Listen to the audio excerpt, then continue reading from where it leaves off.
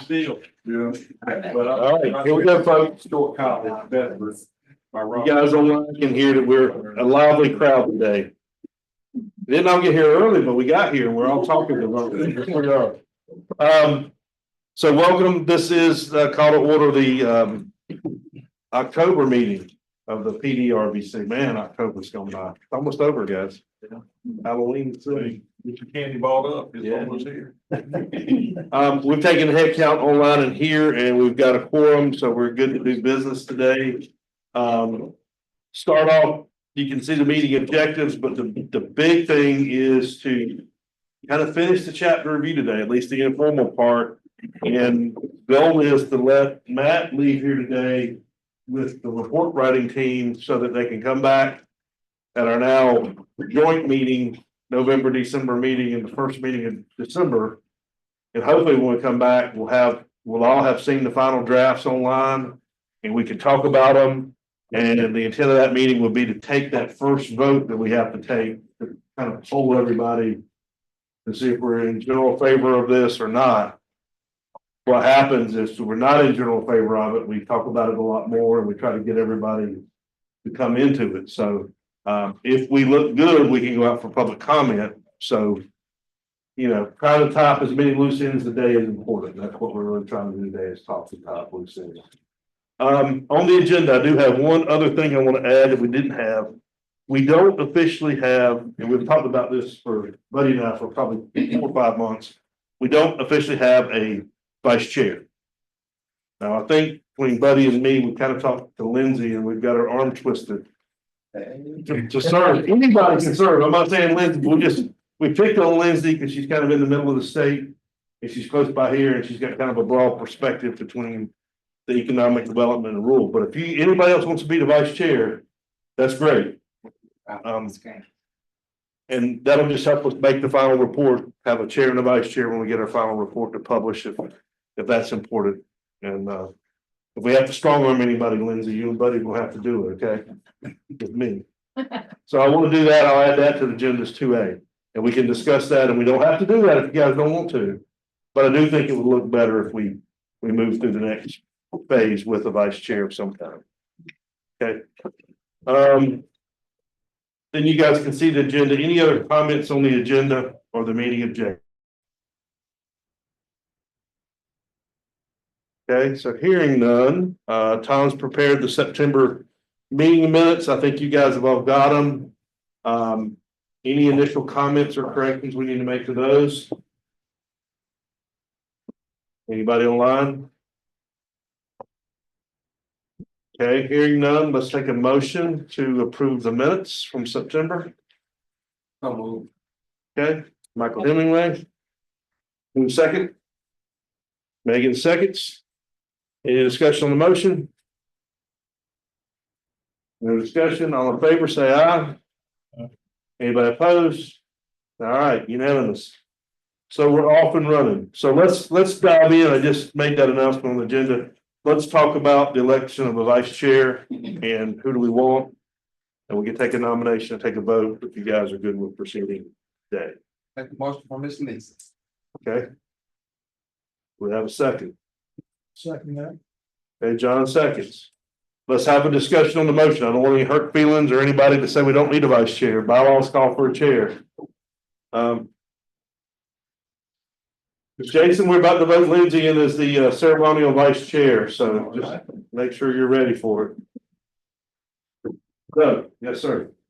What's good? I'm Anybody online with any comments? I like that ceremonial. There, appreciate that. We know the ceremonial. We'll know this is the day how some ceremonial might be, so. If there's more ceremonial roles, my husband's gonna kill me. Okay. All right. Everybody good? Hearing the next comment, we have a motion and a second for Lindsay to serve as our vice chair of the RBC.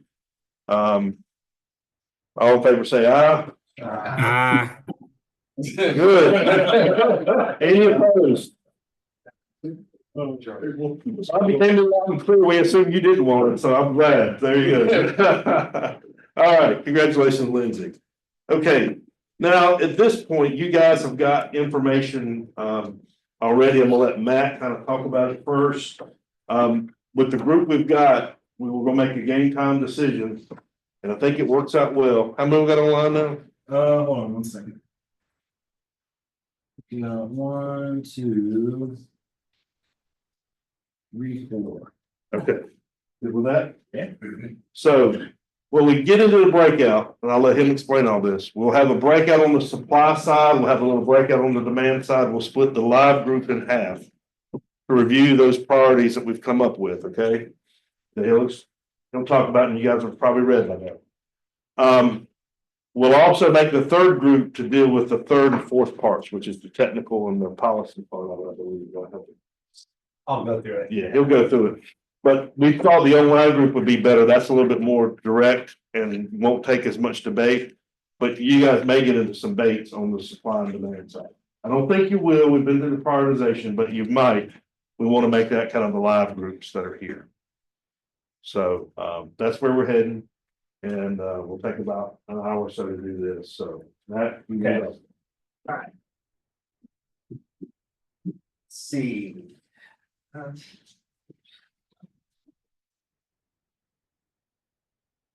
Presentation here,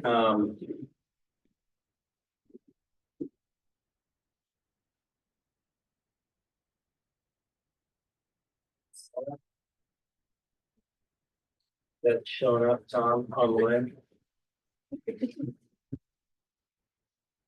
No, just show. Okay. All right, We got any presentation. okay. So, in front of you, I provided some handouts that are really the content of chapter 10, which is on implementation. It's really the bulk of the sort of more important pieces there. There are some tables that describe short-term actions that the RBC will take over the next 5 years. There's a table that describes long-term objectives and actions. There's a table that describes, or a sort of set of bullets that describe implementation challenges. A table that describes the metrics. We need to provide some ways to measure progress. So there are metrics associated with each objective in those tables. And we thought that that would be a useful reference for you once we start the breakout groups. And so I have a little presentation here that describes chapter 10. I had sent that out after the last RBC meeting, but I recognize that everybody's busy. And so you may not have had a chance to really look at chapter 10 and read through it and think about it and bring comments to today's meeting. So before we go to our breakout groups and really sort of dissect chapter 10 and the parts of chapter 10, I thought I'd give you a quick overview of what's in that chapter.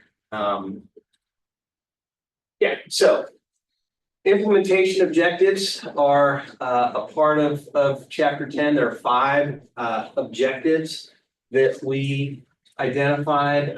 Those include short-term actions. There's information on different funding opportunities to help bring some additional money to the table to implement those different actions and objectives. Implementation considerations, that's a listing of different challenges that could face the RBC in implementing the plan going forward. Then there are those long-term planning objectives. We've got actions over the next 5 years, but long-term, what do we want to see accomplished? And then progress of river basin planning implementation. That's really those metrics. How will the RBC? How do you want to sort of measure your success in implementing the plan? I'll just dive in real quick and give you an overview of what those different implementation objectives are. And I'll just mention real quick too that what's in chapter 10 is it's a compilation of what you all have said throughout this planning process But there are also elements from other plans. I had pulled out things from other plans where it seemed like it was relevant to what you have talked about here. And so the planning framework, so back to the implementation objectives, the planning framework asks that the plan talk about different objectives and then it sets a priority on those objectives. So we have 5 different objectives. The first one, improve water use efficiency and conserve and sustain water supplies. That's really the demand side strategies that we've talked about, that we prioritize and are described in chapter 7. Objective number 2, implement one water approaches to optimize sources of supply. That's the supply side objective. So, conjunctive water management and water use is a really good example of the types of strategies that were incorporated into objective 2. Objective 3, focusing on drought management and the recommendations that are in chapter 8. Objective 4, we identified a lot of different technical things that we'd like to understand better about the PD River Basin. And so that's included in objective 4. And then effectively communicating RBC findings and recommendations, that's objective 5. That's strategies with respect to continuing the RBC process and communicating the results of the plan throughout the basin. So those are the 5 objectives. I added my own thought on priority, again, sort of based on what we've talked about over time, thinking that the 3 highest priorities would be 1, focusing on implementing demand side strategies, focusing on implementing supply side strategies to help sustain our water resources. And then the 3rd high priority is really communicating the plan out to the rest of the stakeholders in the basin. The 3rd and 4th objectives that I put as medium, they aren't low priority. They're important to move forward, but if we had to sort of choose, if we had limited time, what are the things we tried to do? I thought those high priorities kind of would reflect where you would put your time. But when we have our breakout groups, feel free to comment on this. I mean, this is all draft right now, and we can change how we look at that. As a practical matter, all of the actions, all of these are going to be implemented at once. Yeah, I was gonna add too, you and I talked about like 3, the drought management, that's important, but we're not the main player here in that. We're kind of encouraging that along. We might not be the player in the law, but there is a separate drought management kind of action there. Same with some of the technical things like the models. I doubt the RBC will hire the modeling being done, or we're sophisticated enough collectively to even scope it, so to speak. That's probably gonna be an agency deal, either state or local. And that's in my mind when I talk about that. Those kind of get more medium. The other 3, we can really go out as an RBC and push and encourage and kind of grab the bull by the horns. So. But as Matt said, nothing's lovely, it's all high, but you gotta break it sometime. Yeah. Just a little preview, JD mentioned different breakout groups. We were thinking that the first 2 breakout groups could focus on these objectives. The first breakout group could focus on objectives 1 and 2, and that's sort of the supply and sort of demand and supply aspects. The second breakout group could focus on objectives 3, 4, and 5, and the short-term actions associated with those. And then the 3rd breakout group could think about those implementation challenges and those metrics. It seemed like that might be a little more doable for an online group. So the folks in the room will focus on one group, objectives 1 and 2, another group, objectives 3, 4, and 5. Let me just sort of walk through what those objectives and the actions associated with those are. Oh, let me go back and not forget this. We'd like to have, because of the elephants in the room, right? We'd like to have the municipal on each of those internal breakout groups live, so don't get all the municipal guys on one or the other. Yeah. Same with ag. We'd like to have ag represented on both groups that are live, not just stacked one way or the other.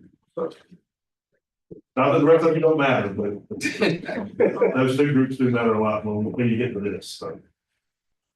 So objective one, again, this focuses on the demand side strategies that we had prioritized in prior meetings.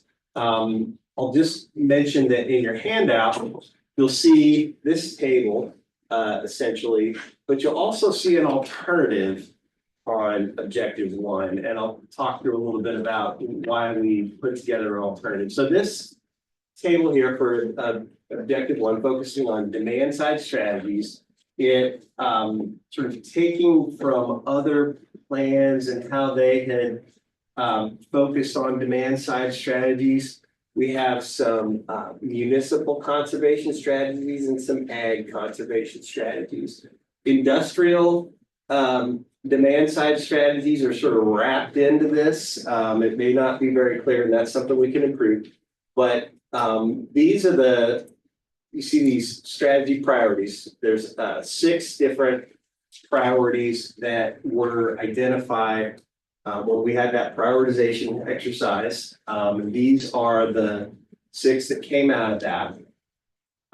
The ag conservation strategies weren't in that top set of strategies that were prioritized by this group. Not that these are important to production and to lowering costs and making efficient use of resources, but those weren't. We didn't, as far as making the biggest bang watershed wide, those weren't as highly prioritized in this group.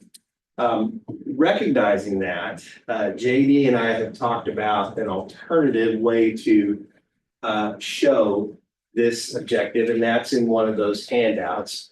And in that alternative, what we do is list, I think, the top 8 or 9 of the demand side strategies that are described in chapter 7 that you all prioritized. We list all those. We identify which water use sector that those focused on. So most of them are municipal, but there are a few industrial in there as well. And then we add a paragraph at the bottom that says that, water conservation measures for agriculture, for golf courses, for power generation are important, and we shouldn't lose sight of that. But the ones that are in that alternative table are the ones that were prioritized by the RBC. So I kind of dug into that, and that'll really be the first breakout group we'll want to talk about. Do we want to use what was in the report? I thought y'all would flag it, because if you look at the supply side, it's just ranked by priority in the next piece. It's not by municipal and ag. And when I talked to Matt, I said, nobody said anything about that. He said no. And so I was like, well, let's stay consistent. If we prioritize things top to bottom, these are the highest ones. We can add a column out here for which sectors have primary responsibility or need, and maybe all of them. But we don't need, in my opinion, we didn't need to single out municipal and agriculture like the 2 groups that we're going to go after. Because then you start saying ag number 1 must match municipal number 1. Well, no, it doesn't. This was like number 7 or 8 on the list or whatever down here.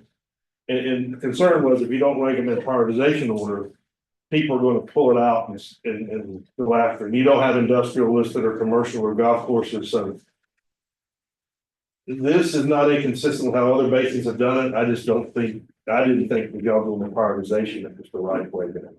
Why didn't we just list it as prioritized by what we voted? That's your Yeah. alternative list. That's the Okay. Yep. So y'all talk about that in a group and see which way you like it. Yeah. We, 9 doesn't matter sectors. yeah, Yeah. don't want anybody getting the feeling hurts by being off the list, but I don't want to be on the list if this group didn't think that was for the priorities. was a little longer explanation of this than I had intended, but I think it's probably important for the group to understand where it is two are coming from and.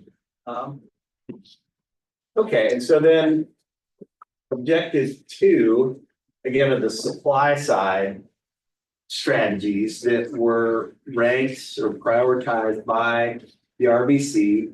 And these were the strategies that were identified and they're in their priority ranking there.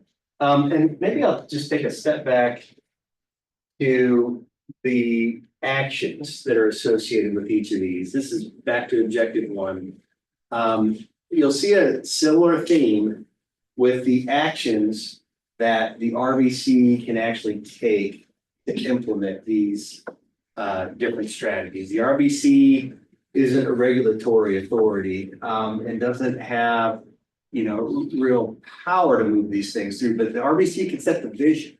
And the RBC can communicate that vision and encourage action among stakeholders to focus on these different priorities. So what can the RBC do? The 5-year actions are summarized there. First, identifying funding opportunities that can help stakeholders move different strategies forward. On the, especially on the municipal side, we have a step in there for establishing baseline per capita water use. So let's understand where we are now. And then as demand side strategies are implemented, we can see what sort of progress on a basin-wide basis is occurring. Then the RBC would develop and implement an outreach and education program to help encourage the kinds of strategies with stakeholders that are identified in the plan. And then, water users, this is the stakeholder, the need to get stakeholder buy-in. The water users would implement those practices. Perhaps in 4 years, you could send out a survey to water users to, identify the kinds of implementation activities they've put in place. And they've been able to use different funding sources to help with that, just to try to understand what kind of stakeholder actions been taken. And then use that to help you in the next update of this plan. Now, what's taking place. What we've also, again, and we kind of agreed, you guys can talk about this in your groups on the action, is we don't know how implementation will actually be framed. So any of these things Matt's talking about, like implement an education outreach program. Are we a 501c3? Or are we a division of the state government? Because somehow we got to get people to help us pull collateral material together, distribute collateral material and all that. You guys have been part of these organizations before. But there is kind of a public-private partnership where there's public money just be used for this. Who approves it? I mean, those are all logistical things. These are the ideas for implementation. It doesn't get into how it will be structured. And whose call is that? That'll be the state's call right now, or the statewide planning team effort, the new water SC group that's trying to pull everything into one plan. I just don't think, we've talked about, I've mentioned this several times to you guys. I think it's very important, but I think it's a little ahead of the planning process right now. Even things like Matt talks about a conservation survey. How do we do that? Usually you have to have a third party come in and help you develop a really good survey and send it out and get it back and boil it down for a group. If you don't have a 501c3, then you've got to say, well, the state's going to lead that effort and bring the state in. How's that procured? How's that done?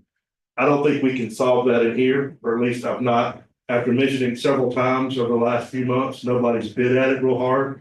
And the government's been changing too, right, Scott? It's all been morphing now. So I think the best we can do as a group is say the things we want to do and depend on the bigger groups to come back and give us guidance on what we can actually do on the ground. Is that fair for DES and everybody in the room? Is there any other way to do it? I don't know one right now. I think so. It's something that we'll have to figure out how we can support implementation going forward. I think it's still evolving. Right. Yeah. Well, JD, for us that are not in government and stuff and understanding it, is there any way you can explain like this task force thing that the governor just came up with? I'm gonna simplify it, make it sound really bad probably, but you had a P-PAC that was done under the old structure with DNR and DHEC. You had a P-PAC. Under the new structure, even the boards are changing. So they looked at what that P-PAC was, and the P-PAC kind of went away. And this new task force is the substitute for it.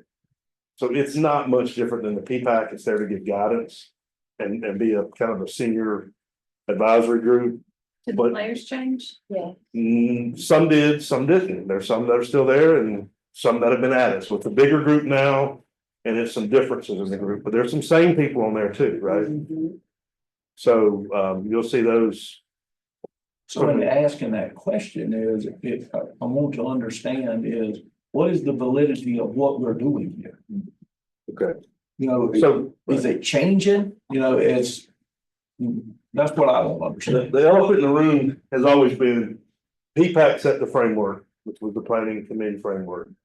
We put that out into different regions to do the basin plans.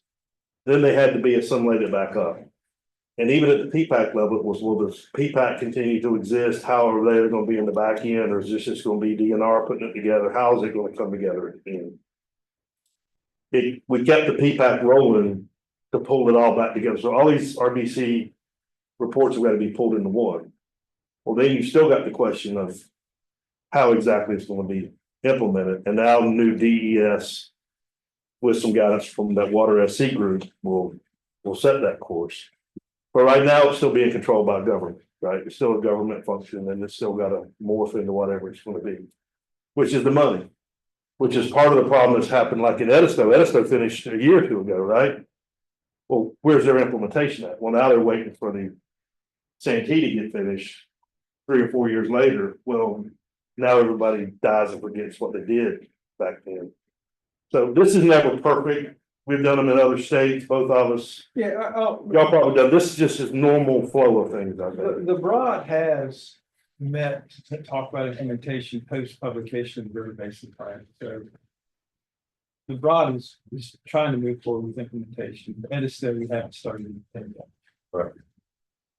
But different, Scott, you want to get implementation going, but you don't want all the basins implementing totally differently either. There's got to be there's probably some streamlining that'll be done, right?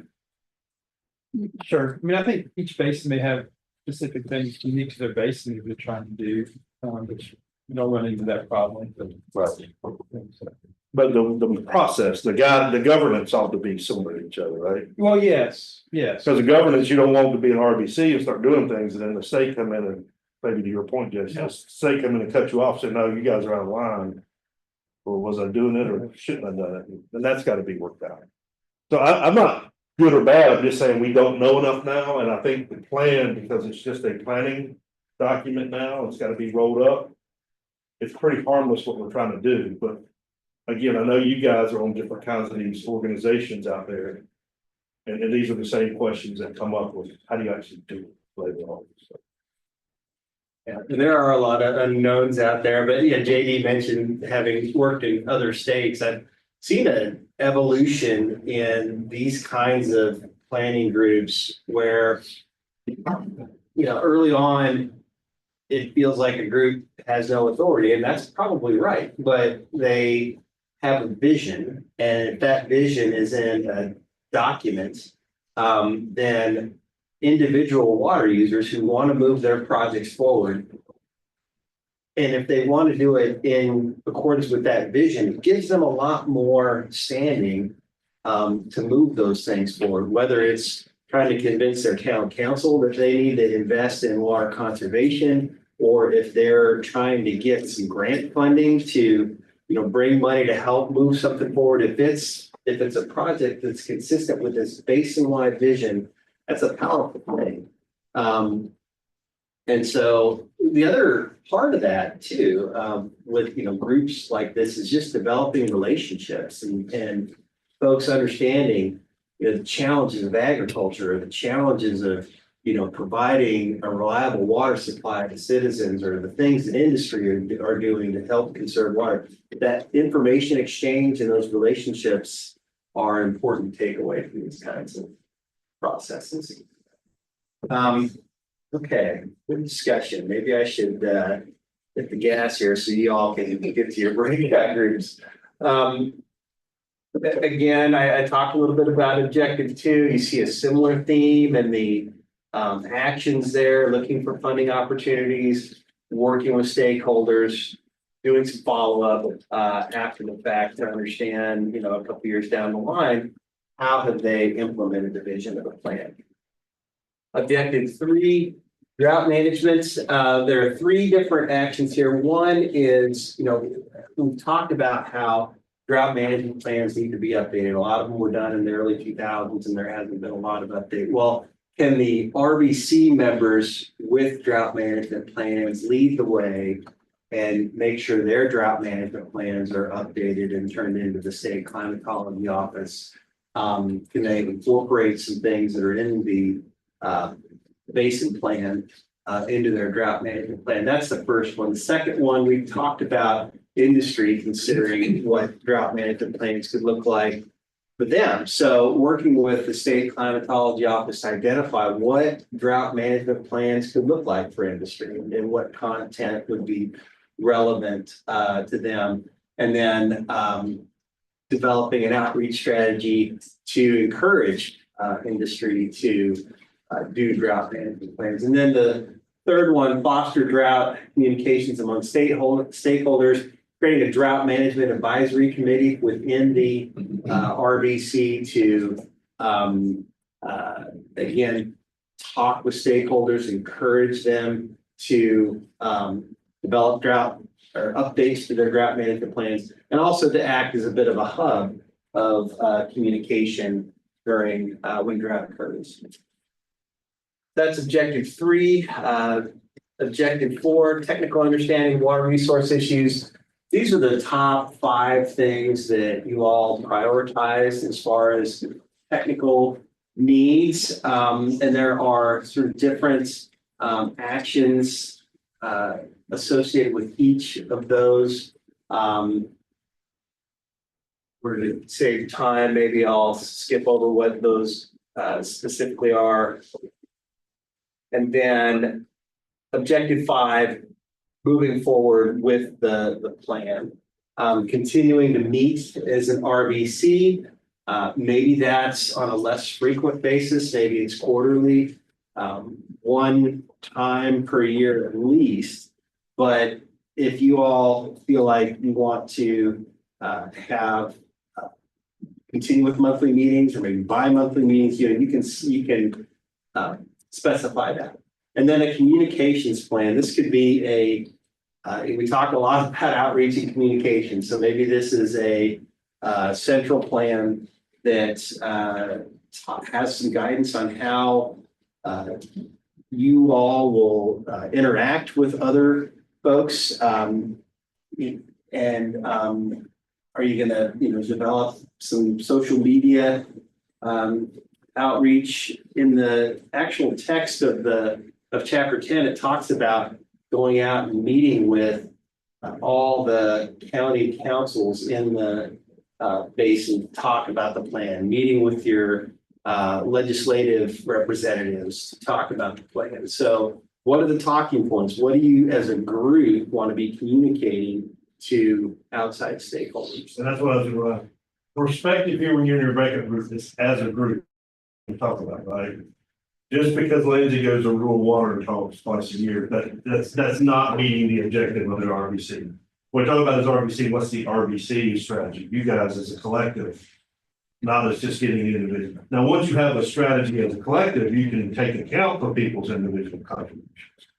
Which I've been part of these again before, where you don't really know what you're doing, but 2 people go do something and you write it down. Yeah, we're doing that as an RBC. Now, this is really, y'all need to think about this as a group as far as what you're trying to intentionally do and charter and allow it to do.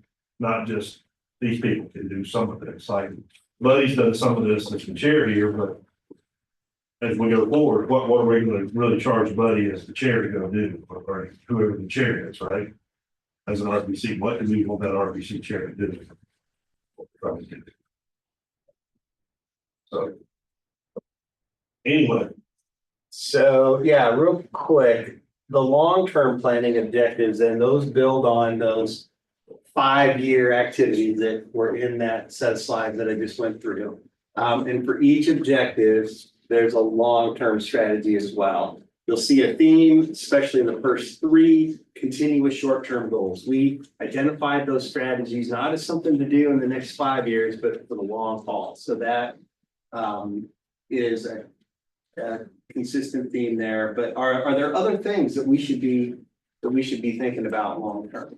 and most of those is reference with just continuation of short-term goals, because we don't have a water problem in projecting the water problem in the Cape Fear Basin like the crisis. The long-term in other cases may be, well, we need to build a reservoir. Shit. Yeah, that'd be a big, different long-term than short-term, but right now we haven't found the need to build a reservoir in Cape Fear Basin.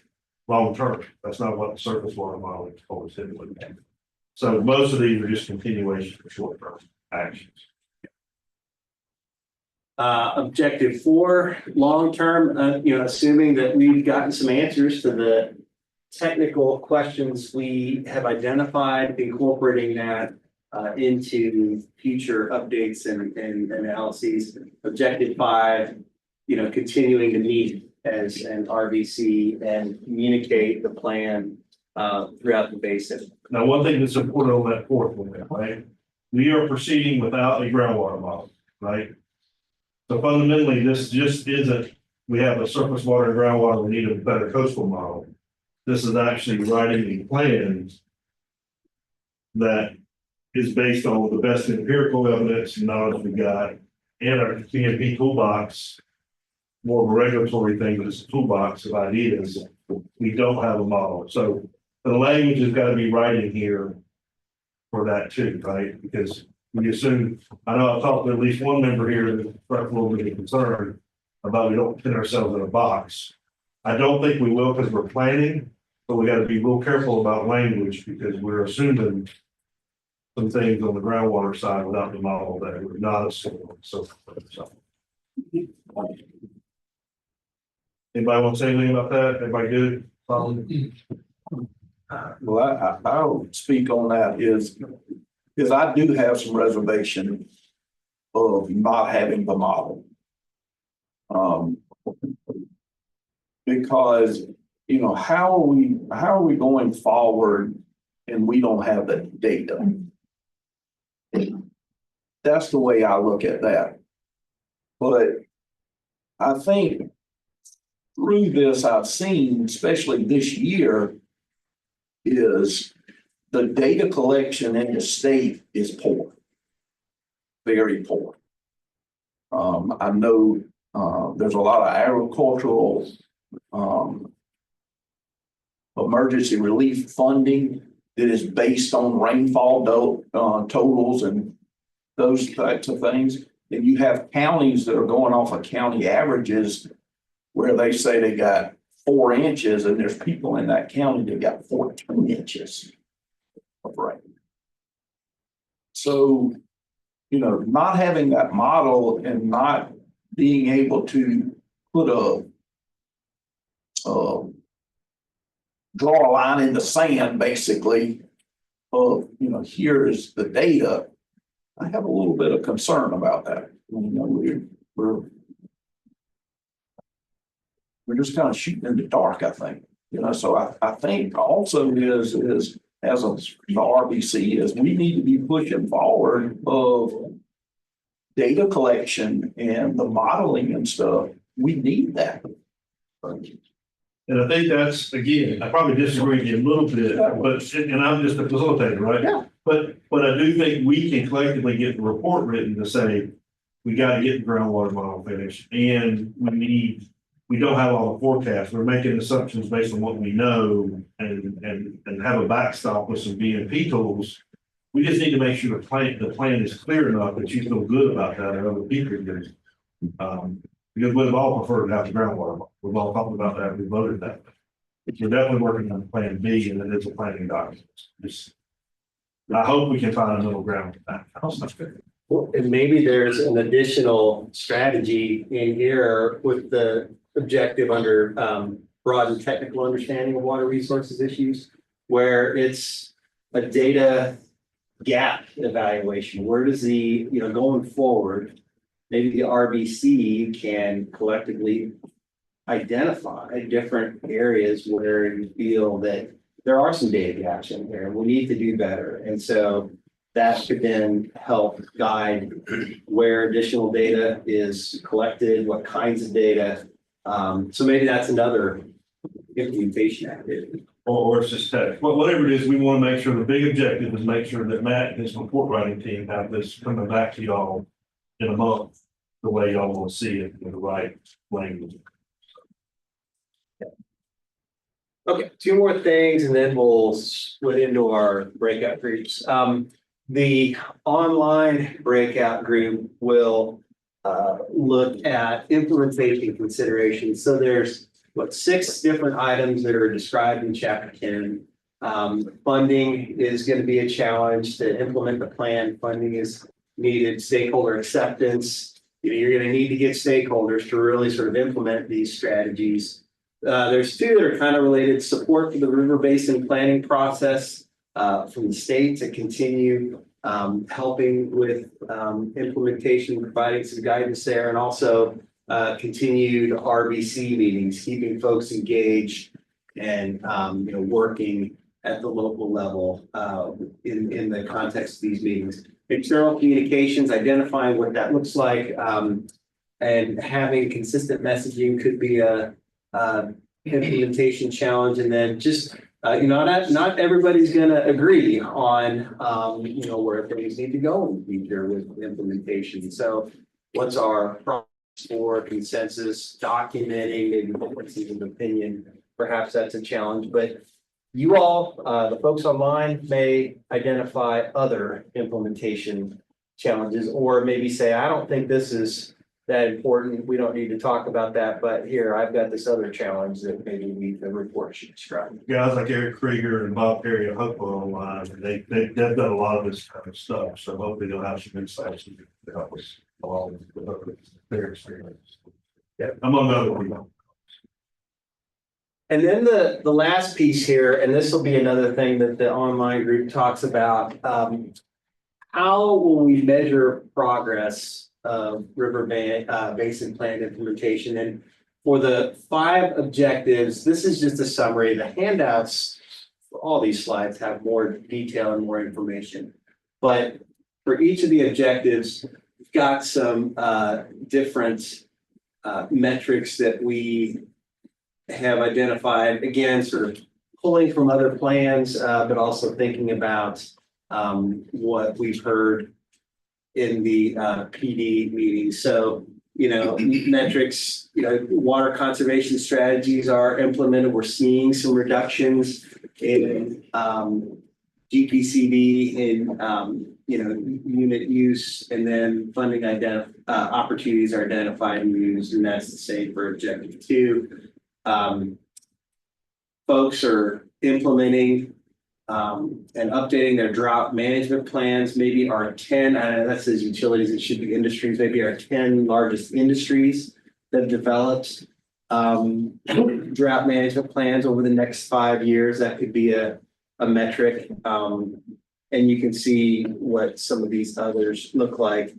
One thing to think about when we're discussing metrics, are these things that the RBC is comfortable being measured against? Some of these you don't necessarily have control over. So are we reducing GPCD? That's something that happens at the local level.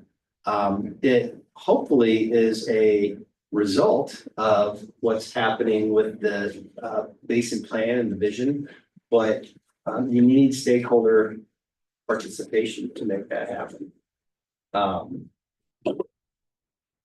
Anyway, that's kind of the overview. We've got questions for each group, we've got questions for each group, and you've got some guidance here for the online group, so. Question. Anybody, who's working online, the BDS folks online, No, I'm going with the RBC members.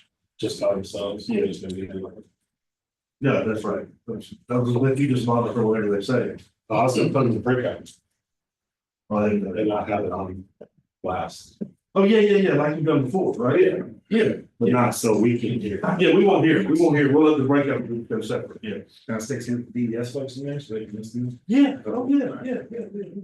Anybody else? I'm doing. Yeah. I was saying with DES, we pull all that together, I think, No. but probably better argument. Yes. So the online group should focus on the two things. One, implementation considerations. Are those considerations what the report should reflect? Are there other considerations out there that we need to draw out in the report? So that's one item. And then the second item would be the metrics. Are these the right metrics? Especially thinking about what the role of the RBC is. So that'll be the online group. An online group, don't get trucked down into these 2-day things where you get into metrics about efficiency and effectiveness and all that. These are general statewide, again, like we talked about for the plan, so are we in the right bucket, are we in the right category? Obviously, I think these are in the plan from the PPAC perspective. Because if we're gonna give money and effort to it, we gotta be able to measure what's important, right? So this is more high level stuff. And it can get a little weedy, but it's not really intended to solve the whole problem of the day, so to speak, right? Because you don't know how much money's invested or how much resources are gonna be or where this is going long term. It's hard to know exactly what the metrics should be. But you've also, to get your money and resources and support, you've got to be able to justify what you're trying to do as far as that work goes. Does that make sense? Y'all been, right? So follow what we've got. We've got to kind of pattern like some other basins, and then Matt trying to tune it for some of his work and what he's heard here. Just make sure we're in the ballpark of that. Okay. And if anything's like really out of the, like way wildly different from what all the other basins are doing, will y'all tell us that? Yes. Not that we want to be just like everybody else, but you know, I mean, like, we don't know, we're in our bubble here. Right. We have tried to change some strategies, but we're kind of holding close to the metrics, this kind of stuff with the other basins, to be honest with you. Because we're gonna have to wait for some of that to come back now. So, yeah, it's not right now. And I will mention to the online folks, this morning I emailed out the handouts that I distributed to folks in the room. And in that handout, there is a detailed description of those implementation challenges or considerations. And there's also a detailed table that talks about these different metrics. So you can use that as a reference and comment on that as you see fit, those two elements. Okay, you wanna break them up? Sure, so we could probably just go right down the middle, I think, didn't we? For the breakout groups. There's our municipal representatives now. Walt's not here anymore. Lindsay, you may have to be that person on the right. I don't know what I am. I'm here to be local government. Okay, well, we'll let you break from a rural water perspective to that group, and Mike Hemingway say on this group, and I think we've got kind of a balance already with the ag people already to look at, so. And y'all can mix and match, let's rip them right down the middle. You want one group to go in the hallway? Yeah, if you're comfortable in the hallway, there's some, chairs out there you can get together. Or there's a classroom, Tom showed me down the hall. Yeah, so if you're headed towards the auditorium, you take a right down that hallway and this classroom's all on that back hall. Yeah. Which group, you want this group to do demand and supply, or that group, which one you want to do what? What if this group did demand and supply? Okay. And so that's objectives 1 and 2. So when you look at your little handout, focus on objectives 1 and 2. Are we looking at the right strategies? Are we looking at the right activities? Do you have any comments on that? And what do you think about the long-term vision? Are there things that are missing? Do we need to make some additions there? And Matt will be here to remind you of those three questions. that we worked Yeah. on last Yeah, week. So- yeah, And this group will have 3 through 5. 3 They're going through down the 5. hall, right? yep, they can go down the hall. And you have similar questions for them. Same set of questions. Do we have the right strategies? Do we have the right 5-year activities? Do we have the right long-term vision? For 3 objectives, 3, 4, and 5. So drought management, technical, and communications. That's the second group. What time? So we get how, back to- yeah, what time? Let's see, it's about, what, 9:50? Let's say about, let's give them 30 minutes. 30 minutes. 30 minutes to start with, come back at 10:20, and we may extend it or, well, we won't go shorter. than that, because we got too much. Yeah. 10:20. Room, and then we'll leave it to the, I'll have the report out first by the people online. I'll let Deborah or Alec, Deborah or Eric, or I think Alex kept some notes too. We'll start with Deborah or whoever's online wants to speak, but in the room, good conversation from the first group in here. It's very beneficial to helping kind of round it out. How about second group? Fantastic. Good refinement, good check off, worth the effort. Okay, good. All right, so everybody's pretty good in here. Let me go to Eric first. He just rejoined, so he's joining. Okay, Eric, I'll let you and Deborah or whoever. Deborah, why don't you go first? How was the group? Was it beneficial online? Hey, we had a great discussion online and I'm sorry, I can't remember his name. He took notes. So we do have notes, a lot of notes. Okay. That was Alex. Yeah. Alex Pellet. Yeah. Okay. But we had a great conversation, a lot of good ideas. I don't know if you've got a spokesman, but you or Eric or somebody else that's been participating online with RBC member, will you guys kind of give us an overview real quick? If Alex could read our notes, if that's okay, Alex, are you okay with that? Yeah, I just emailed them. Okay. Pull that up.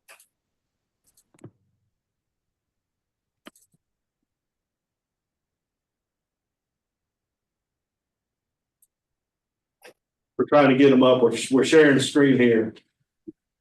I was just wanting to get a quick overview before we. Right. What do you want to share? I was just gonna bring up the Zoom, which meeting stuff. Okay. Okay, I had it saved, couldn't find it. Right. So yeah, we wanted to see, or the RBC members wanted to see, let's see if I can quote. Can you share your screen with us, Alex? Sure, I can do that.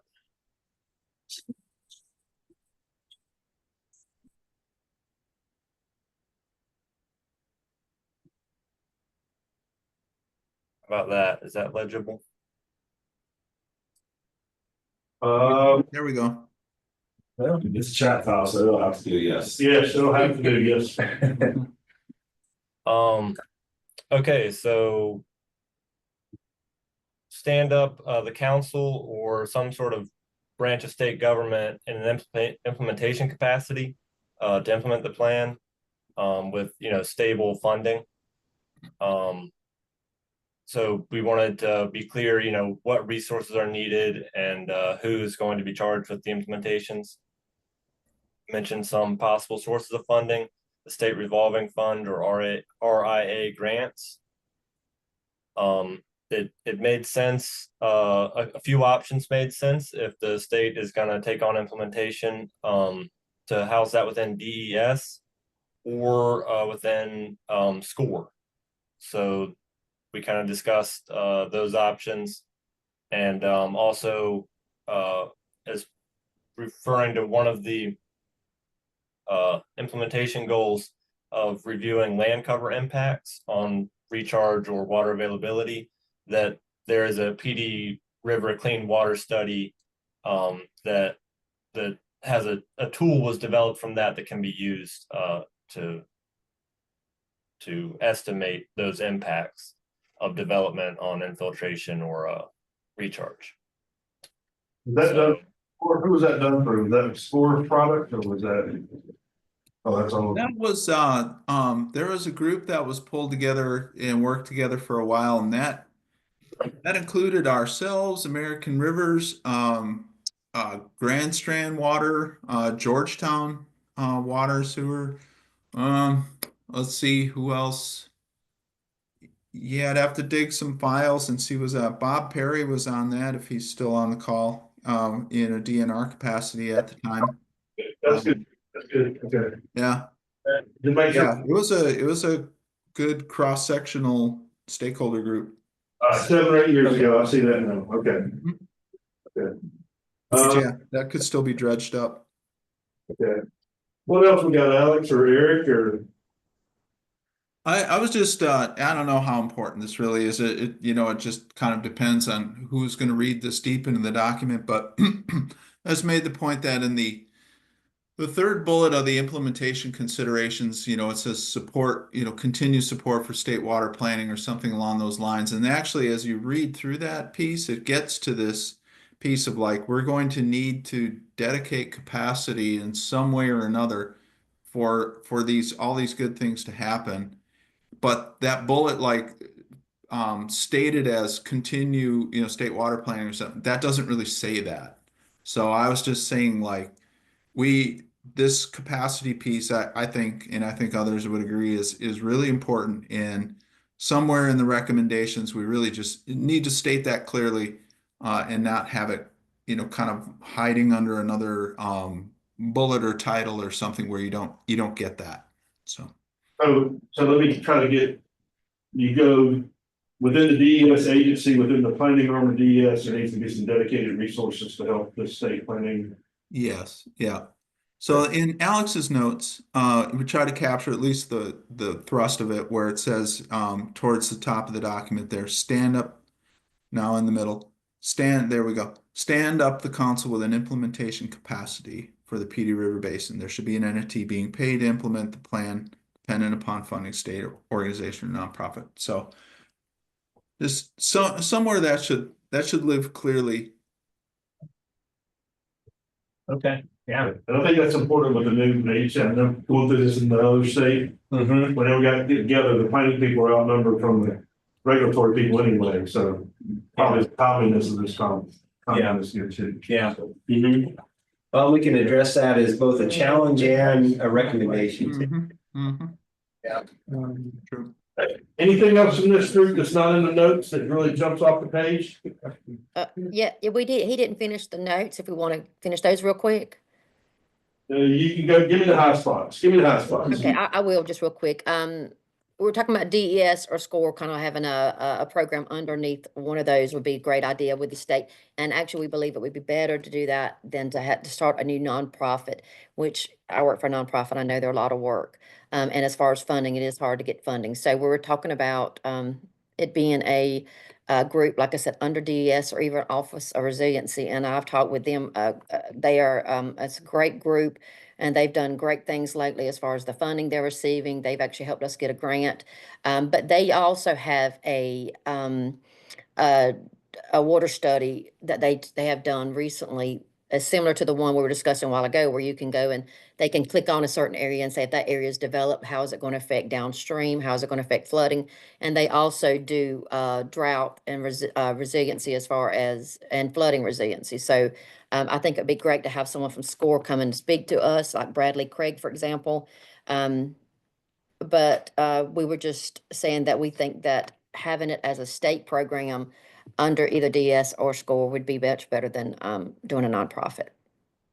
Yeah, and I wouldn't suggest, I don't think the conversation's been exactly toward either or, it's just how do you receive private support if you don't have a public-private arm or a 501c or even lobbying, right? You get into 501c6, you can lobby. If you're not, you shouldn't even be formally lobbying. Yeah. Members, they go talk to the representatives, were they lobbying for money? I mean, those are issues that need to get worked out. It doesn't matter to me, and it can be a purely government thing, but we just got to be careful what we ask our members to do on behalf of the RBC if we don't have the right. Yeah, and I understand that we aren't lobbying, we don't lobby as well with the Winyard Rivers Alliance, but what we were trying to say is we all have other jobs and we all stay so busy. But the group that does this, we need to make sure this plan is implemented because it is extremely important. And because we all have other jobs ourselves, we might not have the time to do it. So we do believe a separate entity needs to be formed Yeah. to implement the plan. Okay, good, I got you, yeah, good. Okay. Anything else from any other members on there? Eric, whoever else was on the phone? Okay, all right, good report. I have a comment on the metrics that out of this group, and the metrics for the implementation plan was everybody having a drought management plan. But it seems like the better metric would be how the system responded to drought. I know that droughts will be different in severity, but somehow there needs to be a measurement of, okay, here we had a drought and this many people ran out of water, and next time we had a drought, less people ran out of water. Yeah, and I think that's the day long or 2 day long that the water SC group may have to do. I do the healthcare, right? You want to do senior mobility. Do you count how many knee replacements you did? Or do you count how many people can still walk and drive? So it's a thing of efficiency, which is knee replacement surgeries, or effectiveness. How do we measure how we really get around over the long haul? And that's the same thing here. Is it number of plans you process, or is it how do we actually respond in crisis, or do we avoid a crisis? So I don't think we're going to settle that as far as the RBC goes, but Well, should be listed in the plan there, that's all. we should list something like that in the plan that we do with more detailed dive. Okay, that's good. Well, and maybe that's something that is included in the outreach program that the RBC does. As far as a metric goes, what the RBC might want to be measured against, it's just making sure that folks have plans. And then the outreach piece is, all right, this is what we think would be good to include in your plan to make it a quality plan. Or it could be that the RBC is going to be more accountable. It needs to be sorted out at a state level. But the RBC can probably only be held accountable more toward effectiveness, or how many people are complying, not is the policy applicable working at the state level or the region level as a whole, you know? It's something like that. It's something like that. I do a lot of metrics stuff, so metrics are hard to get right, and not to get unintended consequences and bad behavior started too, right? Well, one of the, we have been working with some similar basin groups on an update to their basin plans. And interestingly, when they developed their first plan, they had a lot of metrics, and they were really great goals. And they were goals that spurred a lot of action, but they weren't goals that the basin group itself could achieve.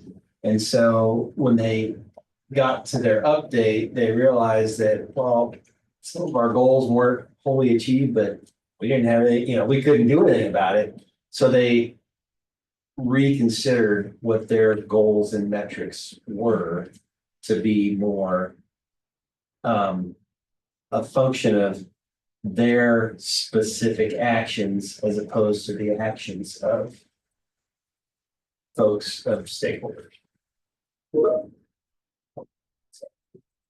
Any comments from the live people in the room on what the online group was looking at? Flip just had one on metrics. Anything else that touched into their area or anything else to consider? Okay. Yeah, let me keep flowing. Let's go to group 1. And you guys had demand and supply strategies. Who's going to kind of lead this high level bullet point? Yes, that's you. Lindsay, you gonna do it? They look at you, Flip, look at you. I don't know. Or maybe look at Jason and Jason didn't react. Jason was very stoic. I wonder who he's talking to. No, we made a whole decision, and it was, we preferred the alternative. So that was a decision we made. So that was very clear. And we are in strong favor of promoting responsible rate setting among utilities. That seems to be a very important thing. it's not our job to actually implement those rates, but to promote to all utilities that they need to take a hard look at how their rates are set. Responsible is your word, right? Responsible rate setting, promote Not responsible equitable, rate setting. not equitable, not cost effective, but. Responsible is the to word. manage, yeah. Okay, Anyway, we're still very interested in looking at what data we're missing. Whether that's the groundwater study, whether that's water usage within individual localities, because we know that varies depending on their technology. And then we had a fun discussion about new wells and where they should go and how conjunctive use may or may not be the be all and end all for our needs. okay. The wells, you can talk about individual wells like for farms and families or for community water supply? I was thinking on the community, the provider side. I was Okay. not thinking about small. Okay. Yeah. So not monitoring, so data question. We meant actual, like, get water up out of the ground and give it to neighborhoods wells. Large. It caused me to think a little bit about how we talk about some of these strategies and making sure that we're clear that this whole list of strategies and objective 2 may not be appropriate in every area of the state. You know, you really need to sort of think about what your local challenges are and your local constraints, whether it's physical or rules and regs, and make sure that you're implementing strategies appropriately.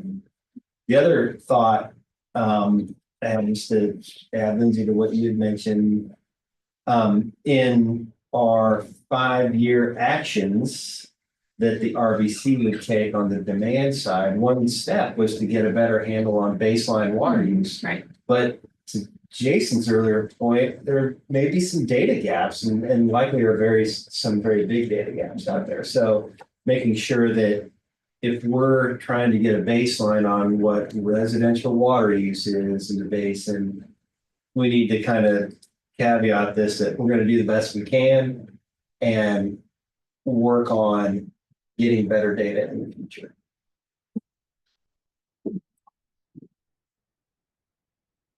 I heard one thing for clarity, you guys did make a decision on the 2 alternatives, the alternatives, so you guys got any reaction, other online people, or I'm looking at the group in the room, you like A or B better, guys? On that demand strategy list. You guys see the difference that you've had with them? I think we agree with them. Yeah. Just list them on a priority basis, like we did our supply side, we just did those priority, we didn't break it into 2 groups. I think that decision took all of about 10 seconds. Same with long term as well, correct? It had to lift it out as. Yes, we would change everything that way. But now the debate on the long term and short term, that's another big decision here. Is that glossed over? I don't want to even use that word, but I'll just say it among us. Is it glossed over too much to say long term is just a replication of the short term? Or did somebody else here in this group or elsewhere see there was some long term thing we were missing that was some big jump in the thought process? I didn't see it because the modeling has not suggested it for the trends, but I'd be in that. But did anybody else see it? Anything missing in the long term jump? I think part of it is it's hard to think, you know, our charter is to go for 50 years and long term, that's a long way off and all our reservoirs will be full. The nuclear power plant should be shut down by then. We don't know what long term is gonna. Oh, yeah, we're talking about beyond 5 years. I'm sorry. I mean, between 5 and 50 years, with what we know, I don't see a radical jump right now. Do y'all? Radical jumping. In a new strategy, like let's go build a reservoir, or let's go dredge the PD River or something far out there, you know what I mean? Build a desal plant somewhere. I don't see where we got a supply or demand shortage that would, other than local, I mean, we know we got some. That may come after you have your models. Right, because we did see shortage was potentially the Coleman Depression at Georgetown. And Mike was making the Florence will go away a little bit, but it really is the Georgetown one was the only call we really saw. We don't understand that at the state level yet, I don't think. But that also looks at growth. That's based on where we are today, our projections. How long will it take us to get in that situation basin wide if we continue on the same growth pattern we are right now?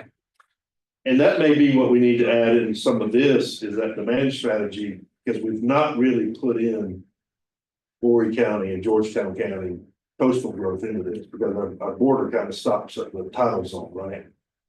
So that could be, we've talked about that in other places, but just to make sure we talk, because that model could come back and show something radical happen. But now that growth is pushing inland. Oh, yeah, I was gonna say, buddy, and you know that very well. It's coming up that could be the game changer for some of those counties. I mean, now in Marion County, I'm seeing multiple, where it used to be woods, now you got 6 or 7 houses, paths being destroyed at one time for mass building of residential areas. So it's not gonna take us 50 years, probably in the next 5 years, we're gonna see a significant change inland on residential growth that's gonna impact what we're looking at today. And I mean, definitely here in Florence, I can say for Florence County, with the number, and a little bit in Darling County, because Florence serves Darling County from a sewer perspective on what they want to do was their residential growth in Darling County. So it's already coming inland beyond Horry County. Mike, how about industrial growth, like the battery thing coming, when they came to, there's huge demand for water for them to choose Florence. Did that make a difference? Okay, they got an abundant water supply in Florence? No, their final decision was kind of driven by BMW, the logistical to get the batteries from here to Greenville was more logistical. So we had the water availability that they needed, but it's also a logistical situation on how fast you can get the batteries from the one location to the Greenville location. And not slow their production lines down in Greenville. So let me ask this, Michael, if you're projecting growth with y'all's water system, and is it divided up, an increase in industrial use for battery plant and residential? Right. Growth? Yes, sir. We look at, just like right now, our current plan, where we getting in the 90s, we're kind of right on the growth. Historically, Florence has added about 200 residents per year. But in the last 3 years, that's gone up to probably about 800 per year. Now, so we're trying to figure out, is this gonna be an abnormally for the next 2 or 3 years at the 800 and go back to the historical level of 2? Or are we gonna get at this 800 and stay here? And that's what we're not sure about. We're projecting kind of internally, we think it's gonna go back down some, but whether it's gonna go to that historical base of 200, we're not sure. But we've made our current growth demand and kind of used from the 1999 to 2024. It was kind of right on target. And then in 2018, we started projecting from 2018 to 2040. But the battery plant changed that within that project and locating here, it's kind of increased all of our growth projections by 10 years, by a decade. So most of these places can look at their industrial, commercial and the residential comparison, they're pretty steady, there'll be blips that go roll out. The challenge for him will be in these, like in Marion County, is everybody's trying to reach down there between Grand Strand and him. So if you start putting 5 people on a small community well down there beside an agricultural field, as you know, it's gonna change the whole game. So the question is, does he have the capacity to Grand Strand and go get them? Or are they just gonna start marking a bunch of clusters of wells, more shallow wells than what his well would be? That area. And in between, I mean, there's other utility besides us in Grand Strand, just like the majority of Marion County is by Marco Water. Right. They don't do sewer, but they supply the majority of the county for water. Then you go into Horry County, even outside of Grand Strand, you got Bucksport, you got Little Rivers, not Grand Strand, you got Myrtle Beach and North Myrtle Beach and Conway. And they use an intermix of their own water and Grand Strand's water. Now Marion and Mudds, both of those with kind of the dropping Marion County population, they got plenty of capacity at the current time on both water and wastewater side. So you could allow some growth to come up, and both of those utilities, which now operate by Grand Strand, has the capacity to handle those based on industries leaving in the past and population decline. So there's some good buffer there that you could have for a little bit and still kind of be okay. But once you get past that level, then that's when, all right, what we're gonna do.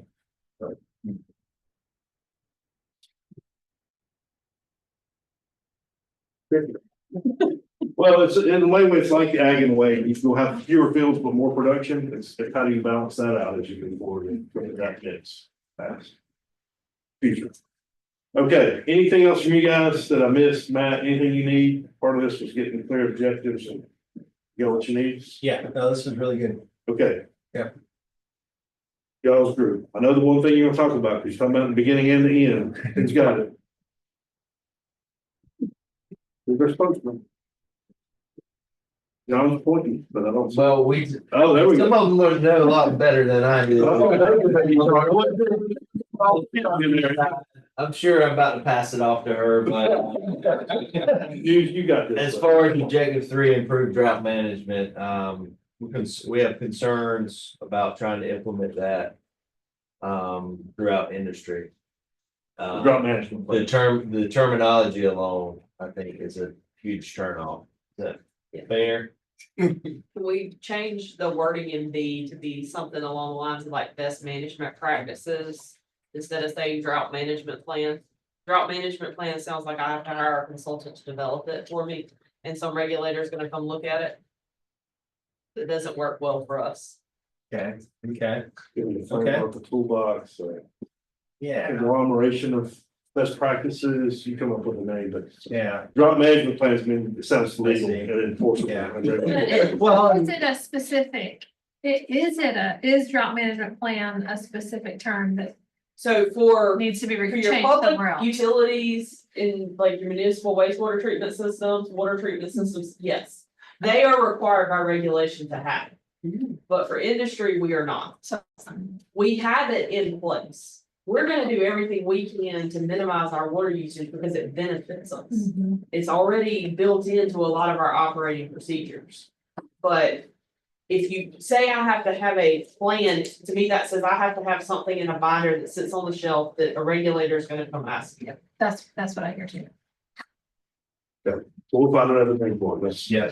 Yeah. One of the other short-term action items, we said, Michael brought up point, they make a drought management plan, but they never have to submit it. So is that something that, you know, legislation can look at and say, require this to be submitted every 5 years?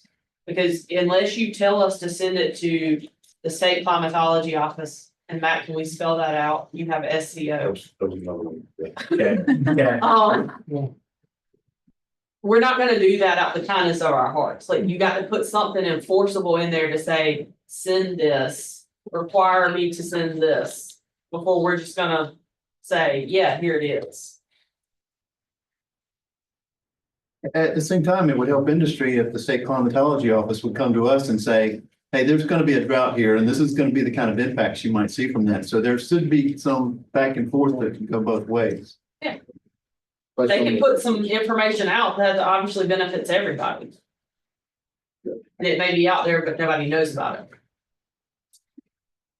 I just know you guys are doing stuff now. If somebody sat down with and captured and said, are you doing this, this, this, and this, you'll probably say, yep, right? Without it being a regulatory document, you already got those procedures in place. place. Yeah. Let me see if you know. The woman that mentioned help smaller utilities build plan. Yeah, on the smaller utilities, that comes by the operation and management is developing a support system for the smaller utilities to have in place the toolbox so they can have efficient and accurate data and information. That kind of goes back to what Lindsay said up on the group one for his effective rate setting, where the small utilities are missing out on a lot of that stuff. So that impacts, if you add all of those up, they end up being a significant part of the pie, but individually they seem small. But if you add up all the smaller utilities, then you look at a significant impact. So a system of operation and management where they got good data and information to be submitted and shared. And anything from online having to do with group two, which were those final three chapters? We're not done. Oh, you got more? That was just a I big didn't hear that. Stuff? Okay, come on, keep coming. Yeah, under objective 4. We left A alone, but then we said part B needs to be finished, the groundwater model. That's not in here at all. Yeah, yeah. Everybody agree with having some strategy for gotta get the Yeah. groundwater management? Yeah. I'm seeing heads shaking, so nobody against that? And we said you could combine D and E and still make it to have 5 there. Just trying to clean it up a little bit. Yep.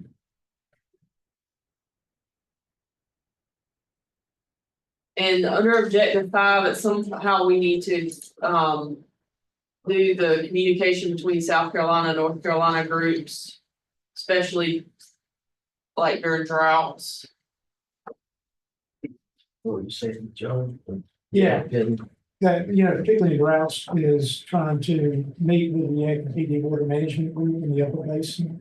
This council can meet with that, to have discussions, what's being done up there, what the impacts are here. Just some cross pollination between those two groups, and that, this maybe meet once a year with that group. That's 5013C entity now. They have their own budget, their own board. It's different users, so. And the state's still playing in that game too, it's just you got that group, just like whether this is not that or it is that, it could be the state people still be involved, because I know. state people are involved. DEQ, those meetings regularly. Yeah. So it's just really a way to keep this group informed and make sure the basin knows what's going on, because you don't always get that information out of Columbia. And maybe have an initial meeting, that way you can establish relationships, know people. And I think that helps a lot along the way in terms of drought management. And Matt, I'm gonna jump back to objective 4, around the groundwater model, we said maybe develop an ad hoc RBC team to be quarterly, kind of keep driving that groundwater model forward. And that way they can bring back recommendations to the RBC in preparation for making 5-year modifications. That's great. Yeah, that was a way to pass away. I think we're good now, Katie. That's good, that. We're going back to where we started, we hadn't talked about it a lot, I mentioned it once in a while, maybe every 6 months now, but can we live with it, right? That's kind of the governing thing. And I think that's important, if you guys haven't studied it, Matt's gonna talk about some of the other stuff in a few minutes, but before we leave this is that end part, the big punchline, so y'all need to really read this and make sure you can live with it. And you're happy with it, because we'll come back next time and we want to vote on things, it's all the chapters. But this helps us get to that next level, so, let me know between now and then, if you can't live with it, and we'll try to do what we can to clarify, but this has been very beneficial, I think, Matt, to help. Clarify some stuff, and really appreciate y'all's input today, and a lot of y'all here today, not just online, I appreciate y'all being here to be part of this too, so. No, this was really good. I mean, I put a lot of this stuff in chapter 10 together just based on what I'd heard from you, but this is your plan, so it's great to get this feedback to put into the plan. So. Okay. Exactly what needed. Let's take, because we probably need one. It's 11:09. Let's take a 5 or 10 minute break. let's kind of shoot at 11:15, probably 11:20, we'll come back in. And then we push on through and still get done with me. I can get through this. Very good. Quick, I think maybe, I don't know if you'll slide a chapter, but then you got a couple slides on implementation and then we'll move on. to closing comments, okay?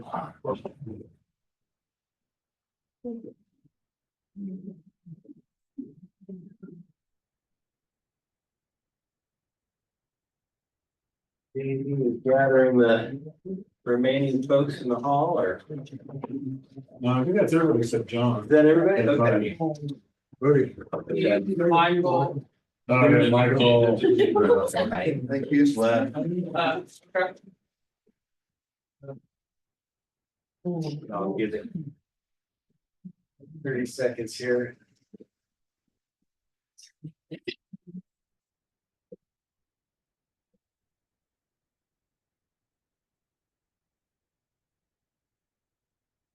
Okay, maybe we should just get moving. Just wanted to give you an overview of where we are with the various chapters.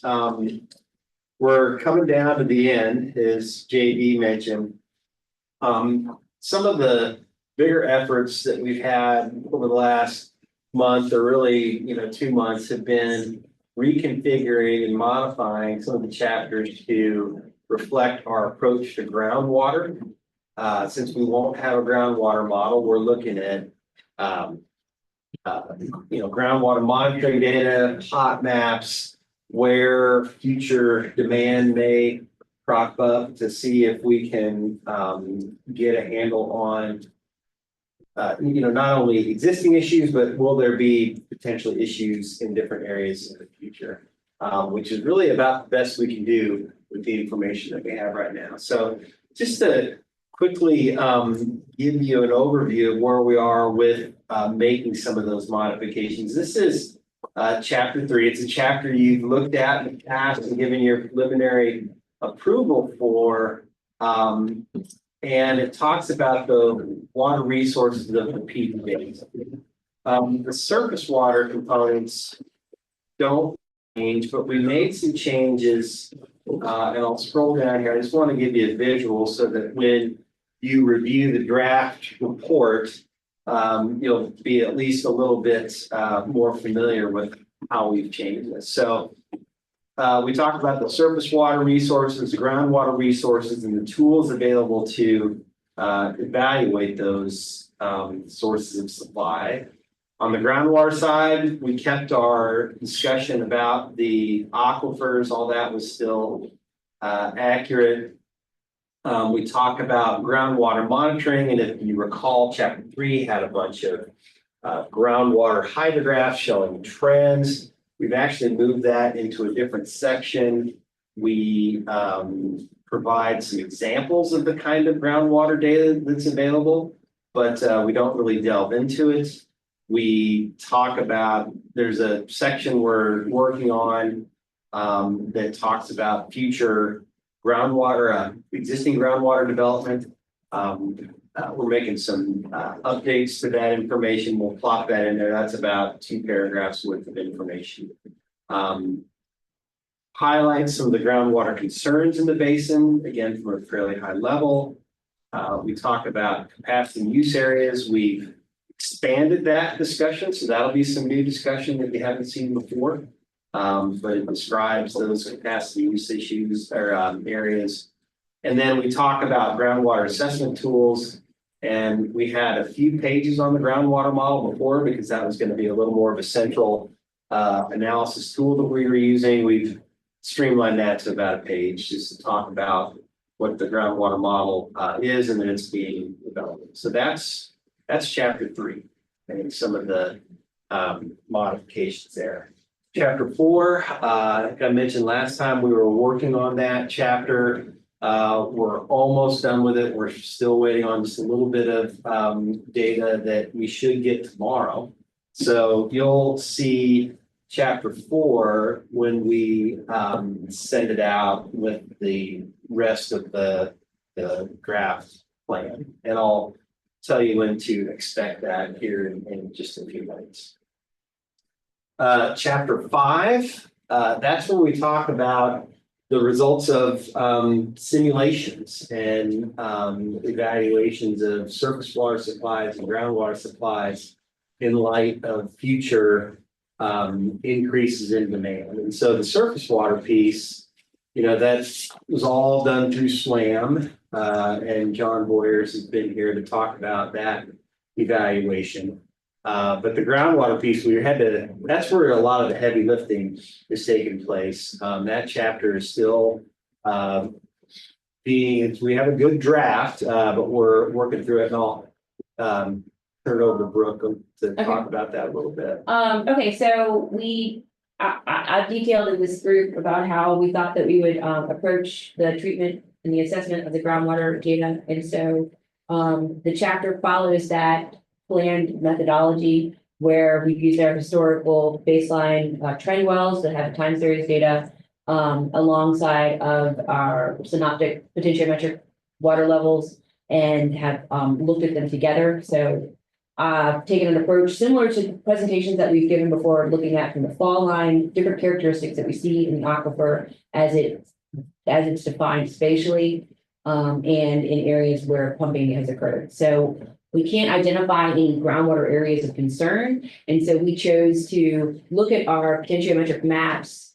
look at change from pre-development levels, look at change from a step where we noticed a lot of change, and then to current day, and determine what type of groundwater management regulations from the former DHEC put in place into the capacity use programs. And then how that was successful. So couple of the highlights that we were able to do is look at areas closer to the fall line where recharge readily occurs, and notice that there's a significant amount of pumping for say in like Sumter County, Lee County, and agricultural pumping, but those groundwater levels seem to return back to baseline due to that available recharge. And the farther that you start to move away, the deeper that you get in the aquifer system and farther away from that recharge zone, we start to see that typical long-term decline, which is characteristic of most of the aquifer. We've also observed in this chapter that the centralized pumping areas of the coast really dominate the groundwater flow gradients over time, where all of that water is being pulled down towards Georgetown, pulled down towards Myrtle Beach. And so we've tried to use the information that we have there, knowing that we understand that there may be underreported or unreported water withdrawals or geologic controls that we don't fully have a thorough understanding, and saying that once we have the model, we could hopefully better understand those. And parts of the reasons why with respect to geologic control is that water is being transected and removed before it has the opportunity to be recharged at the coast. We know that the aquifers are sandy, the recharge area, and it gets more fine grained with more clay beds as it gets towards the coast. And so we have a bit of discussion in there. I've highlighted the Florence area and highlighted how the different shapes of the cones. That's also lesson number 6 about how there's coarser grained sands in Florence, and so it's made these more narrow cones, where the finer grains towards the coast have made these really large cones that have spread across the coast. And so we've got plenty of examples to demonstrate these trends in the aquifers by looking at hydrographs and a discussion about what we've observed over time in these hydrographs. And then finally looking at where projected use is going to occur. We're making discussions about how different types of water management strategies that are already being employed within the quantity permitting through groundwater management plans have been effective.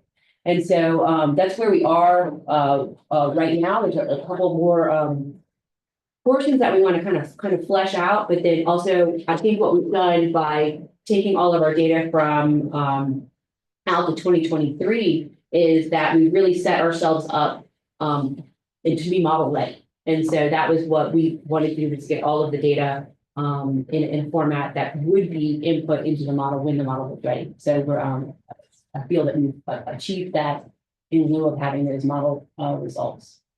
That's what I'd like to share about chapter 5 right now. No, and that's great stuff and I would get if you a lot of good information and understandings to then help evaluate what's coming out of the groundwater model when that's eventually finished. So Yeah, we've looked at use, and we have the use patterns by sector, by county, by users, and we look at those over time and to see, to know how the use has changed the storage in the aquifer. And in this portion and in this iteration for this plan, in order to move us, to our goalpost, that's how we're going to write it. awesome. And that's really where a lot of the heavy lifting has been occurring on modifying the chapters. So any questions for Brooke? I'll move on to chapter 6. Okay. Water management strategies is the topic of chapter 6. It focuses both on surface and groundwater, demand side strategies, supply side strategies, and it looks at the effectiveness of those strategies. And I'll just, it talks about surface water first, so I'll just skip by that. If you recall, it has just a whole laundry list of different strategies. In chapter 7, then you all prioritize those strategies, but this is kind of the laundry list. On the surface water side, if you recall, it's been a little while. John Boyer from CDM did an evaluation of the effectiveness of different surface water related strategies. The intent was to do something similar for groundwater with the model, but since we don't have that, I'll show you kind of graph what we have in there so far. So on the groundwater management strategies, when you looked at chapter 6 before, there wasn't a lot in the groundwater section. But we filled that out. We've described a number of supply side groundwater strategies. We talked about the technical evaluation of those. Again, sort of using information that we have already, groundwater monitoring networks, potentiometric maps, groundwater withdrawal data, and we provide an example of how groundwater management strategies can be effective, and using the Florence example in chapter 6. So focusing on conjunctive water management in that instance. And this is sort of the best I think we can do without having a groundwater model. But this is showing, this is where we've had challenges and this is what's been effective in the past.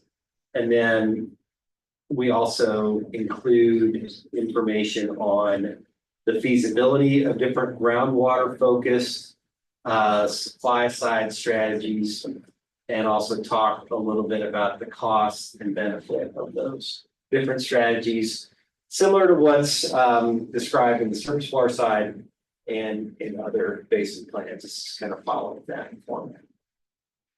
So that's chapter 6.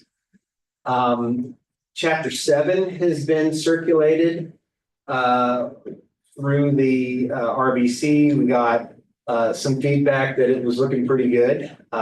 We had a few typos that we needed to fix and some language consistency issues that we fixed, but otherwise, the only thing left for chapter 7 is to incorporate some of the things that we talked about today. I think there were some things, it was focused on chapter 10, but I think there's some things that we can edit in chapter 7. And then also for thinking about the groundwater related pieces that Brooke talked about, pulling some of that into chapter 7 with respect to recommended groundwater strategies.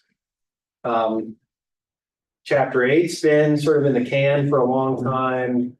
And I don't know that we'll have a lot to change there. Chapter 9, again, that one was circulated among the RBC. And we didn't get a lot of feedback on that, and there was a couple typos to fix, but that was about it. You'll see chapter 9 again when we send out the full draft.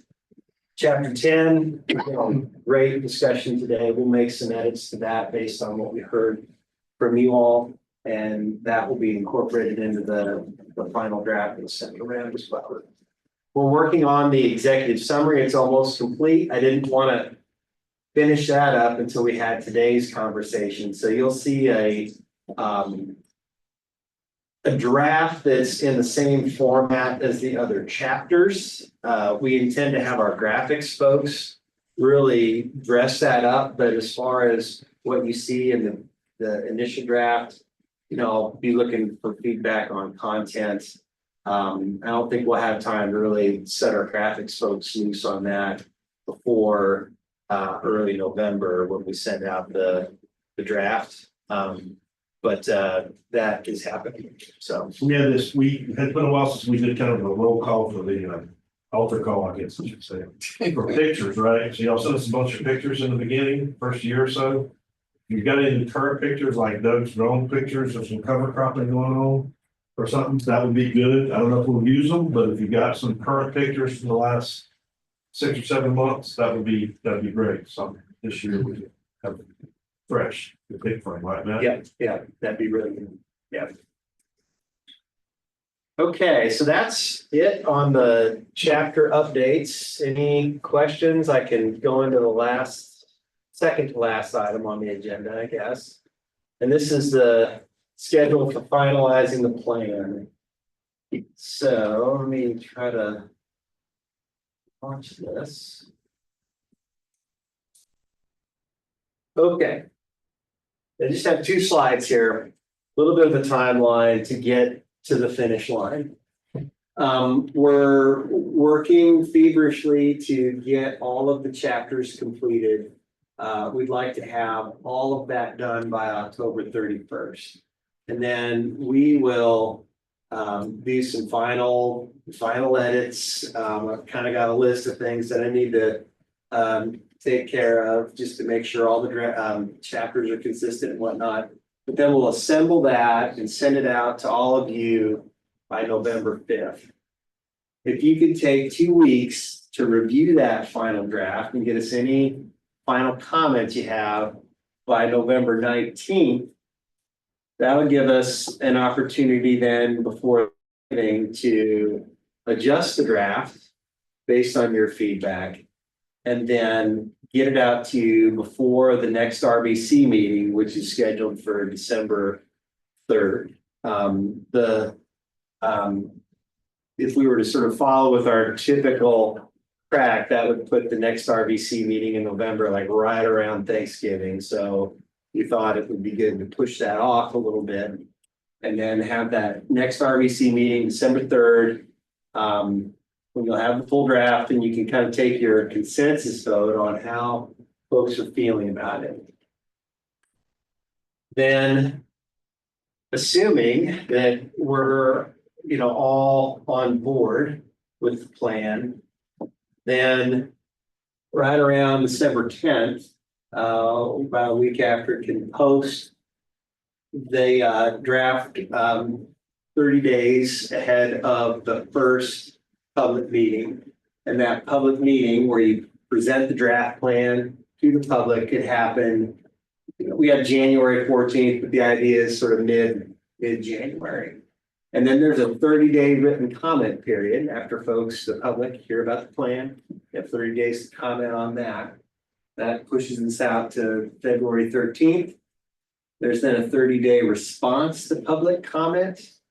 So that pushes us out to March 15th to address the comments that are presented by the public.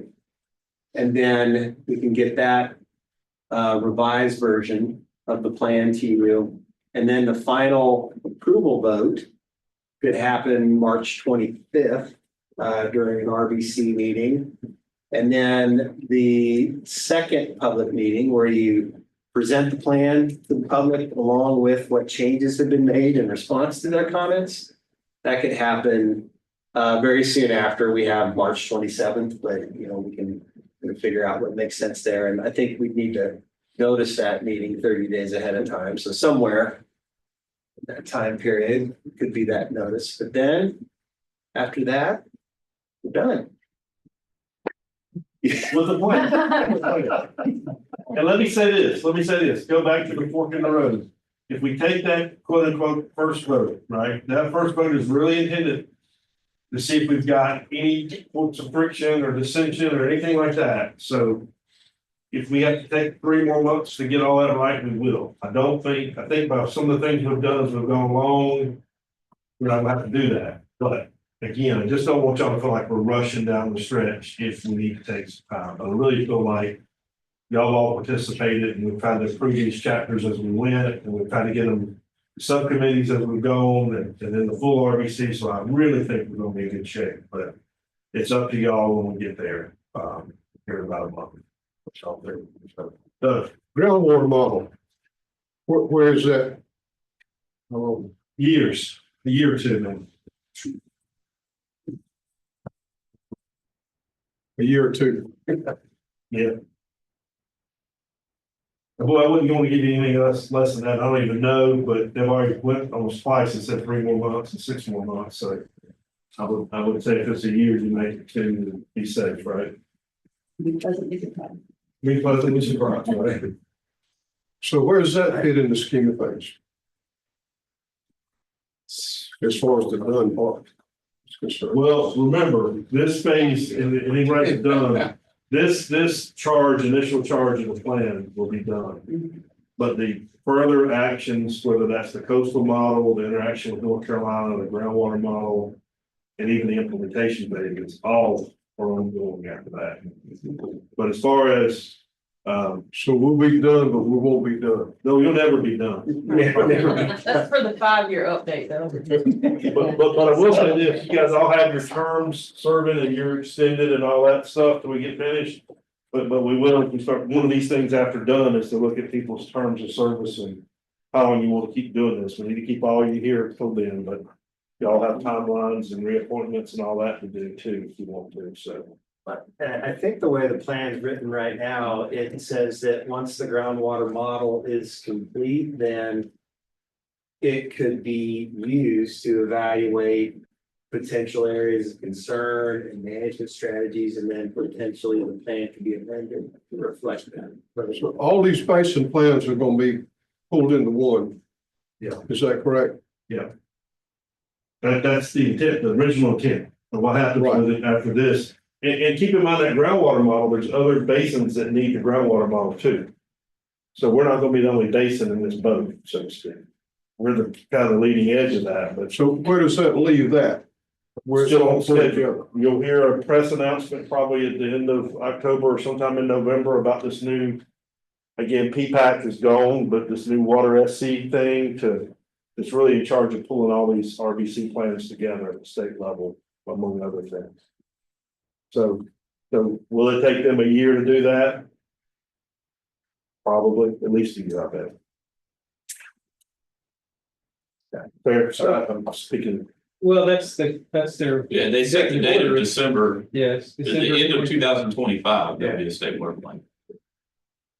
Just a couple comments. The 30-day response to public comment, is that just your kind of estimate? Your estimate to be able to respond, because that's not a requirement framework, I guess, is what I'm getting at. So I don't. There might be some room to push things, tightening up a little bit, perhaps. Okay. I don't. It obviously going to depend on how many comments you get and how long it's going to take to respond, but you may not get as many as you think.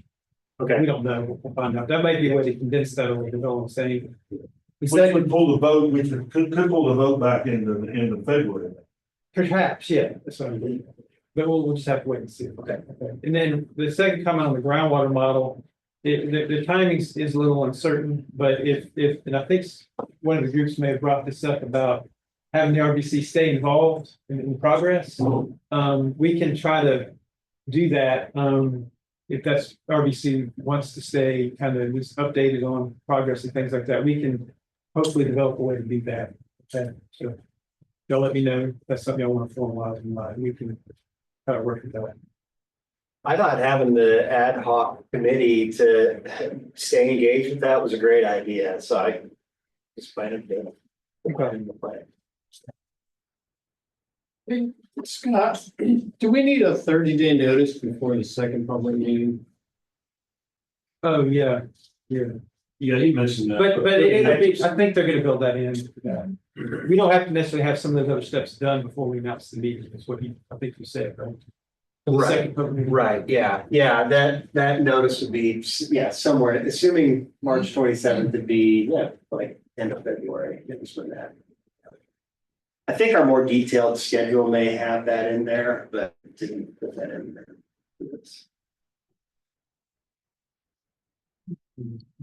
Public meetings would be here. What Scott and I talked about, and Tom to this point, maybe just have him here if we can and do that. And whole RBC can come if you want to, but we'll probably have a couple. Buddy will need to probably say a few words. Scott will need to speak. Andy, you may have to, depending on what we're talking about. There'll be some staff people and some RBC members that'll speak, but y'all don't need to feel obligated to drive in from an hour or two away to come to that. I would doubt there'd be a ton of people here, but there may be some, right? But I think thought process clean, keep it as clean as simple as possible. We are gonna need y'all to get the word out, though. I know y'all put a lot of effort and proud, but y'all need to get this distributed for comments. So I think that's as important as the public meetings is to get folks' comments to be out. I think that's what it's done.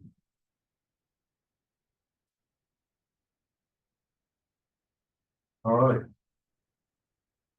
Yeah, everybody else good? Is it the schedule? And again, I think on your calendars, you'll have the December 3rd meeting already there. And go ahead and assume you're not gonna be back formally at the end of January. I think that's safe. But I would keep both February and March blocked off. If we can see, based on how things are moving in December and January, we can get it all done in February, we will. I think it's safe to keep both dates open for now, because I think March, probably the good planning date. And again, like Brooke said, be pleasantly surprised if we can pull it back one more month. And please, one question is just make sure you read these documents. Again, I don't think you need to dramatically read them as much as scan them, get the content, make sure you don't see any kind of controversial thing for the group that you guys represent, and let us know if you do. Wow. Coming to the end, guys, huh? As quick as we could. It's been a journey with the frustration in some ways for not knowing when it would end, but I think we see the light at the end of the tunnel now, so that's good. It's been a good group to make a journey with, though. Yep, and buddy, I'm gonna leave it to you to close us down, so it's your. You know, this meeting's like every meeting, so there's always something to learn, and the input that each of you bring is good from your depth of it, just like what you do at your golf courses, Michael, and all that stuff. It's good to hear that because it solidifies our thought process even from the ag side. All that Jason and John and Doug. It's a good discussion, good group. I appreciate you cultivating our discussion today the way you did, going through those different strategies. And Michael, thank you. Because I've always had a question about the municipal side, because you're the one special interest group in here that has a rate charge on your water, and the way you handle it. Now you want to be as efficient as you can with it. And certainly these other folks want to be as efficient as they can with it because of the direct cost. It's to your benefit not to use water, but it's also to your benefit to use water at times to keep things going as it should. Get to greens as good as they can be. So all this input is great. Thank you for your efforts. I think in the end, we're gonna put together a pretty good plan that input from every sector, not just one special interest group for all of us. That's all I have to say. Anybody else? Good. Lindsay, thank you for stepping up to, taking that role. Appreciate it. And, anything else from anybody? Just sign the sheet, much as that, you can sign the sheet. Sign it twice, we gotta make sure we got a vote count. Just like voting, get in practice. That's right. Coming up. All right, thank y'all.